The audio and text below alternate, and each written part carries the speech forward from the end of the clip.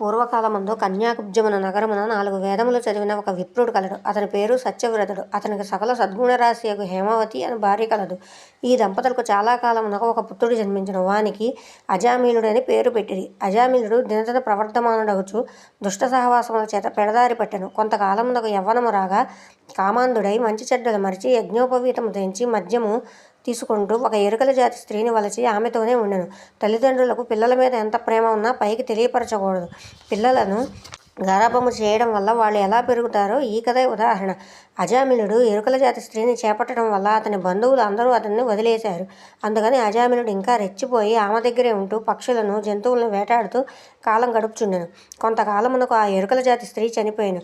కానీ అంతకుముందే ఆమెకు ఒక కూతురు కలదు. అజామిళుడు ఆ బాలికను కూడా యుక్త వయసు రాగానే కామాంధకారముతో కన్ను మిన్ను గనక చేరదీసెను. వీరిద్దరికీ కలిపి ఒక కొడుకు పుట్టెను.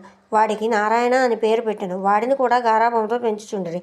ఇలా కొంతకాలం గడిచిపోగా అజామిళుడు వ్యాధిగ్రస్తుడై మంచము పట్టి చావు బతుకులకు సిద్ధముగా ఉన్నాడు.